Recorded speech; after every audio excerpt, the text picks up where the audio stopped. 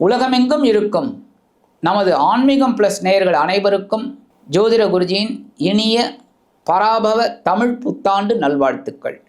வணக்கம் குருஜி. வணக்கம். பராபவ தமிழ் புத்தாண்டு அதை பற்றின ஒரு இன்ட்ரோ.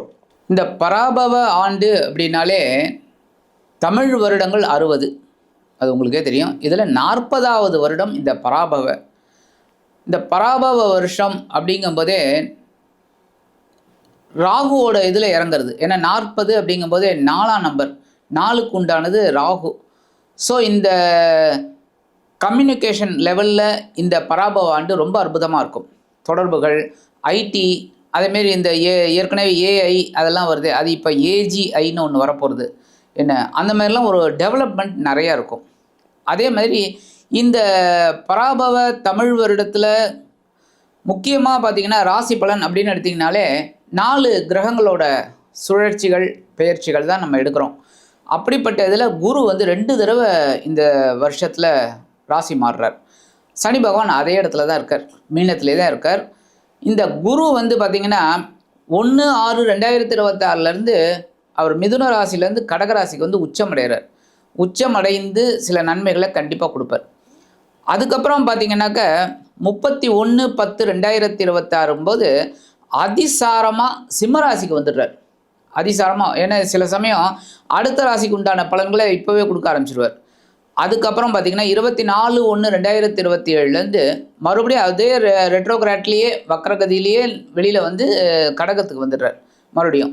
ஸோ அதுலேயே இருக்க போகிறார் இந்த ஆண்டு முழுவதும், பராபவ ஆண்டு முழுவதும். சனி பகவான் முழுவதுமே மீன ராசியில் தான் இருக்கார், நீராசியில்.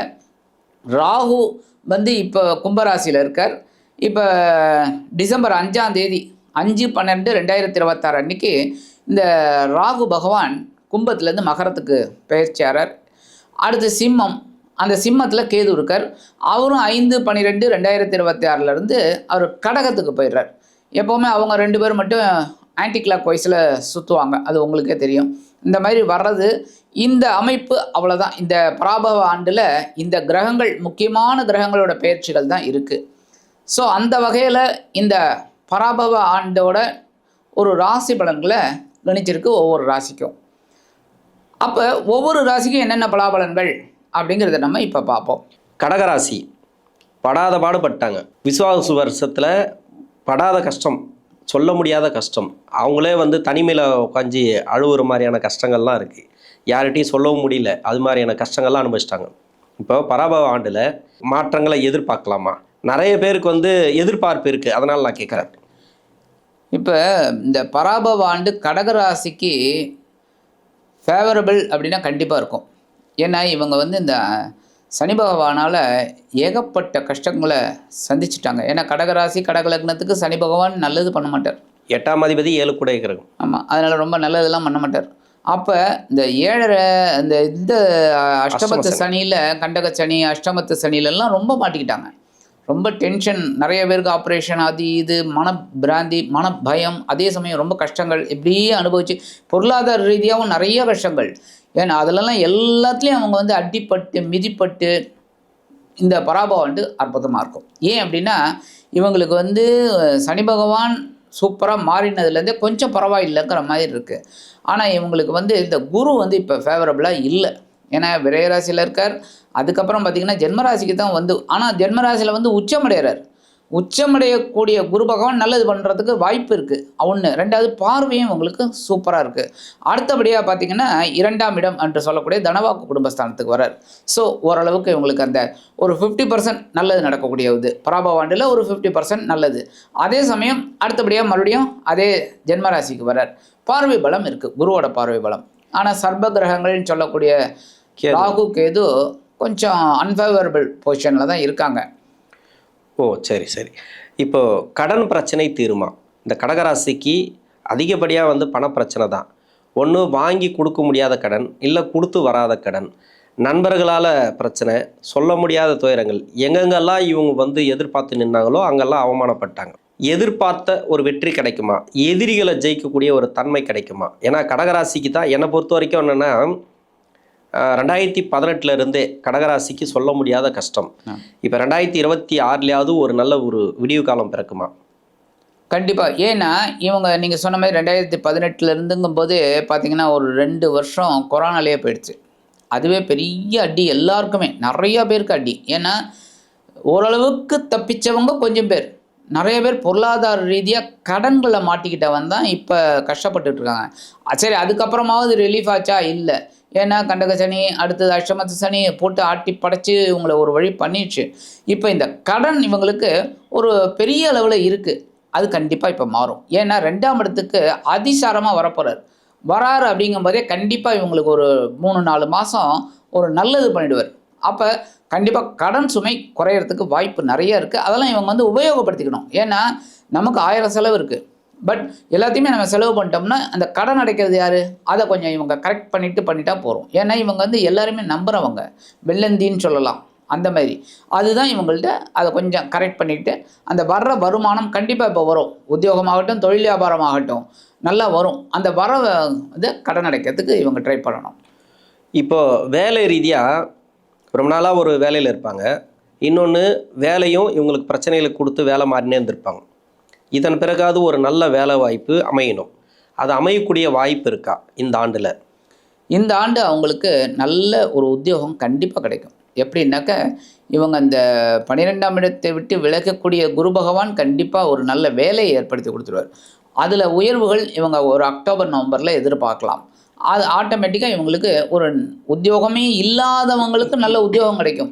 உத்தியோகத்துல இருக்கிறவங்களுக்கு நல்ல ஒரு முன்னேற்றம் கண்டிப்பா கிடைக்கக்கூடிய ஒரு காலகட்டம் இந்த காலகட்டம். திருமணம். நெறைய பேருக்கு திருமண வாழ்க்கையிலயும் பிரச்சனை.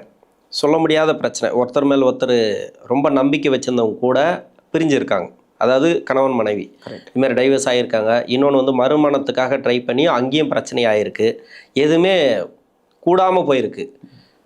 போன ஆண்டு மாரி பட்ட கஷ்டம் எந்த இதிலுமே கிடையாது. இது வந்து அஷ்டம சனி அப்படின்றது மட்டும் இல்ல. இவங்க எவ்வளோலாம் ஜாலியா இருந்தாங்களோ, அதாவது 2018க்கு முன்னாடி இவங்களோட குரல் சவுண்ட் இருக்கு பார்த்தீங்களா? நல்லா இருக்கும். கணீர் கணீர்னு இருக்கும். இப்ப 25ல பார்த்தீங்கன்னாக்கா, அப்படியே சுத்தமா டல் ஆகி போச்சு. சவுண்ட் கம்மியாயிடுச்சு. கரெக்ட். அவங்க பேசும்போதே பார்த்தீங்கன்னா, அந்த அளவுக்கு அடி வாங்கியிருக்காங்க. ரொம்ப கஷ்டப்பட்டுருக்காங்க. அடி வாங்கினா தப்புன்னு அந்த வார்த்தை. ரொம்ப கஷ்டப்பட்டுருக்காங்க. கஷ்டப்பட்டு எதிர்பார்த்து ஏமாந்து இந்த மாதிரி நிலைமைக்கு ஆகிட்டாங்க. சவுண்டே கம்மியாயிடுச்சு. அவங்க பேசும்போது பார்த்தீங்கன்னா அவ்வளோ தன்மையாக பேசுவாங்க. அதுக்கு முன்னாடி பார்த்தீங்கன்னாக்கா ரொம்ப ஜாலியாக பேசியிருந்திருப்பாங்க. அதுக்கு எல்லாமே காரணம் வந்து இந்த சனியுடைய நகர்வுகள். இது விடுதலை ஆகிப்போச்சு. இருந்தாலும் இப்போ வரக்கூடிய ஏன்னா ஒரே ஒரு பயம்தான் இருக்குது. ஜென்ம ராசிக்கு குரு வரும், என்ன நடக்குமோ அப்படின்ற மாதிரியெல்லாம் ஒரு சில பேர் கேள்வி கேட்குறாங்க. இது எப்படி இருக்கும் இந்த ஆண்டை பொறுத்த வரைக்கும்? இதன் பிறகாவது அவங்களுடைய குரல் ஒரு கணீர் கணீர்னு ஒரு சவுண்டு ஏற்ற முடியுமா? நீங்கள் இந்த இதுலேயே வந்து ஒரு 4 அற்புதமான ஒரு விசேஷங்களை சொன்னீங்க. என்னன்னா இந்த விஷயங்களை ஒன்று என்ன திருமணம் ஆகாதவர்களுக்கு அப்படின்ட்டீங்க. சாதாரணமாகவே கடக ராசி கடக லக்னம் அப்படின்னால லேட் மேரேஜ் நடக்கிறதுக்கு வாய்ப்பு. ஆனால் லேட்டானாலும் லேட்டஸ்ட்டாக இருக்கும் அவங்களுக்கு. ஆக இந்த குருவோட நகர்வு திருமணம் காத்து கொண்டிருந்தவர்களுக்கு கண்டிப்பாக திருமண யோகம் உண்டாயிடும். ஏன்னா 7ஆம் பார்வை 7ஆம் இடத்தை பார்க்குறாரு. ஸோ கண்டிப்பாக ஒரு திருமண யோகத்தை வாழ்க்கை துணையை ஏற்படுத்தி கொடுத்துருவார். 1. 2வது மறுமணம் அப்படிங்கும்போது கண்டிப்பாக அதுவும் நடக்கக்கூடிய ஒரு வாய்ப்பு இந்த குரு பகவான் கண்டிப்பாக கொடுத்துருவார். ஏன்னா திருமணம் அப்படின்னாலே குழந்தை பாக்கியம் அது இது எல்லாமே குரு தான், தனக்காரகன் குரு தான் அந்த இதுக்கு. ஸோ கண்டிப்பாக ஒரு ஃபேவரபுளாக கொடுத்துருவார். அதே சமயம் கணவன் மனைவி பிரிவினை விவாகரத்து வரைக்கும் போயிருக்கு, விவாகரத்தாக இருக்குது அப்படின்னா கண்டிப்பாக அந்த அவங்களுக்கெல்லாம் ஒரு ஒற்றுமை கிடைக்கக்கூடிய ஒரு வாய்ப்பு கண்டிப்பாக இருக்குது. அவங்களே புரிஞ்சுடுவாங்க. புரிஞ்சுக்கிட்டு எதுக்கு இதை நம்ம அப்ளை பண்ணோம், வேண்டாம், குழந்தைகளுக்காக நம்ம ஒன்று சேர்ந்து போகலாம், அந்த மாதிரி வரத்துக்கு வாய்ப்பு இருக்குது. 1 அவங்களுக்கு. இப்போ அடுத்தது ஒன்று அற்புதமாக கேட்டிங்க. என்னென்னா குரல் வந்து கணீர்னு இருந்ததுன்னு சொன்னீங்க. ரொம்ப அற்புதமான ஒரு கேள்வி. ஏன் அப்படின்னா கடகராசி ஆண்களாகட்டும் பெண்களாகட்டும் எல்லாமே சூப்பராக சொல்லணும்னா போல்ட் அண்ட் பியூட்டிஃபுல். போல்டாக இருப்பாங்க. எல்லாத்துலேயும் பேசுகிற வார்த்தைகள்லேருந்து எல்லாமே பாயிண்ட்டாக இருக்கும். அது அடுத்தவங்க மனசை காயப்படுத்தினாலும் இவங்க கவலைப்பட மாட்டாங்க. ஏன்னா இவங்களோட கருத்து கரெக்டுன்னு இவங்களுக்கு. அப்படி இருக்கிறவங்களுக்கு நீங்கள் சொன்ன மாதிரி லாஸ்ட் இயர் வந்து ரொம்ப அமுங்கி போயிடுச்சு. ஏன் அப்படின்னா ஒரு பயம் வந்துடுச்சு, ஒரு தன்னம்பிக்கையும் குறைஞ்சிடுது.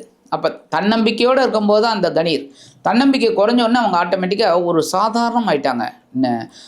அவங்களுக்கு இந்த காலகட்டம் ஒரு உசுப்பேத்தி விடக்கூடிய ஒரு காலகட்டம். மறுபடியும் வா, பரவாயில்ல. மீண்டும் வா அப்படிங்கிற மாதிரி அவங்க மீண்டும் வருவார்கள், மீண்டு வருவார்கள். கடகராசிக்கு கேட்கும் போது சந்தோஷமா இருக்கு.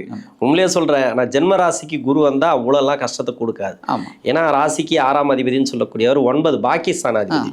ஜென்மத்துக்கு வரும்போது என்னன்னாக்கா கொஞ்சம் யோசிக்க வைப்பார். அவ்வளவுதான். இந்த தவறெல்லாம் பண்ணிட்டோம், இதன் பிறகு எப்படியாவது நம்ம நல்லா இருப்போம் அப்படின்ற ஒரு தன்னம்பிக்கை அவங்களுக்கு வந்துடும். இப்போ வேலையை மாற்றணும், நான் ஏற்கனவே கேட்டுட்டேன் அதையும். தொழில் புதுசாக ஆரம்பிக்கணும் அப்படின்னாக்கா இப்போ ஆரம்பிக்கலாமா? தாராளமாக ஆரம்பிக்கலாம். பெரிய லெவலில் முதலீடுகள் பண்ணாமல் ஒரு மினிமமாக என்ன போட்டு எப்படி பண்ணணும் அப்படிங்கிறத கரெக்டாக ஸ்கெட்ச் போட்டு இவங்க எப்போவுமே வந்து அனுபவஸ்தர்களை கொஞ்சம் கலந்து ஆலோசிச்சுக்கணும். அப்போ தான் இவங்களுக்கு பெரிய ப்ளஸ் பாயிண்ட் கிடைக்கும். அதனால் யாராவது ஒரு முன்னோடிகள், யாராவது இப்போ ஒரு ஹோட்டல் தொழில் ஆரம்பிக்கிறாங்க அப்படின்னா அந்த ஹோட்டலுக்கு என்னன்னு இவங்களுக்கு தெரியும். ஆனாலும் இதில் விஷயத்தில் இந்த ஹோட்டல் யாரெல்லாம் இதாக இருக்காங்களோ அவங்கள கேட்டு இது பண்ணால் ரொம்ப விசேஷமாக இருக்கும். ஸோ தொழில் ஆரம்பிக்கிறவங்க தாராளமாக இந்த காலகட்டம் அவங்களுக்கு கொஞ்சம் குழப்பத்தை கொடுத்தாலும் கண்டிப்பாக ஒரு வருமானத்தை கொடுக்கும். நல்லது. பரிகாரம், கடகராசிக்கு இந்த பரிகாரம் பண்ணிங்கனாக்கா உங்களுக்கு நல்ல ஒரு மாற்றங்களை எதிர்பார்க்கலாம்னா என்ன பரிகாரம்? இந்த கடகராசி நேயர்களுக்கு பரிகாரம் அப்படின்னு பார்த்தீங்கன்னா, குரு வந்து பரவாயில்லை, சனி பகவான் பரவாயில்லை, 9ஆம் இடம் ஓரளவுக்கு பரவாயில்ல. ஆனால் இவங்களுக்கு இந்த சர்ப கிரகங்கள் இந்த பராபவ ஆண்டு முழுவதுமே சுமாரான ஒரு இதில் தான் இருக்காங்க. ஏன் அப்படின்னா இவங்களுக்கு வந்து இப்போ வந்து 2ஆம் இடத்துல இருக்கார் கேது, 8ஆம் இடத்துல ராகு. அடுத்தது பார்த்திங்கன்னா அப்படியே டிசம்பர் 5ஆம் தேதியிலேருந்து ஜென்மராசிக்கும் கேதுவும் 7ஆம் இடத்துக்கு ராகுவும் வரார். ராகுவுக்கு அந்த சனி பகவானோட இடம் வந்து ஒரு நட்பு இதுதான், வீடு தான். ஆனால் அதே சமயம் கேதுவுக்கு வந்து பகை வீடு. அப்போ இந்த ஜென்மராசியில் வந்து உட்கார போகிறாங்க அப்படிங்கும்போதே இவங்க சர்பசாந்தி பண்ணுறது ரொம்ப விசேஷம். அதுக்காக தான் திருப்பாம்புரம் போயிட்டு வந்தாலே ரொம்ப விசேஷம். அது திருப்பாம்புரம் போனாலே உங்களுக்கு வந்து, ஏன்னா ராகு கேது சேர்ந்து இருக்கிறது அங்கே ஒரு ஸ்தலம், ரொம்ப விசேஷம். அதனால் இவங்க அந்த மாதிரி போயிட்டு வர்றது ரொம்ப ரொம்ப விசேஷம். ஒரு தடவையாவது திருப்பாம்புரம் போயிட்டு வர்றது நல்லது. அப்படி போக முடியாதவர்கள் அருகில் உள்ள, கண்டிப்பாக நான் எல்லாருக்குமே சொல்லுவேன் என்னென்னா, அருகில் உள்ள இந்த புற்றுக்கோயில் போயிட்டு வரணும். பக்கத்தில் கண்டிப்பாக இருக்கும் புற்றுக்கோயில். ஸோ அம்பாள் வழிபாடும் இந்த நாகர் வழிபாடும் ரொம்ப விசேஷம். இந்த 2 நாகம் சேர்ந்துருக்கும் பாருங்க, ரொம்ப ரொம்ப விசேஷம். அதை பார்த்தாலே அவங்களுக்கு திருமணம் ஆகாத குழந்தைகள் போயிட்டு வந்தாங்கன்னு வச்சுக்கோங்க, கண்டிப்பாக திருமண யோகம் உண்டாகும். அதனால் இந்த நாகர் வழிபாடு பண்ணுறது ரொம்ப விசேஷம், புத்துக்கோயில் போயிட்டு. ஆக இந்த சின்ன பரிகாரம் இவங்க பண்ணினாலே, இது எப்போ போகணும் அப்படின்னா செவ்வாய்க்கிழமை போகலாம், வெள்ளிக்கிழமை போகலாம், அது ரொம்ப விசேஷம். ஸோ இந்த பரிகாரம் பண்ணாலே இந்த கடகராசி நேயர்களுக்கு இந்த பராபவ ஆண்டு அற்புதமான ஒரு வெற்றிகரமான ஆண்டாக கண்டிப்பாக அமையும் என்று கூறி விடைபெறுகிறேன். நன்றி. நன்றி.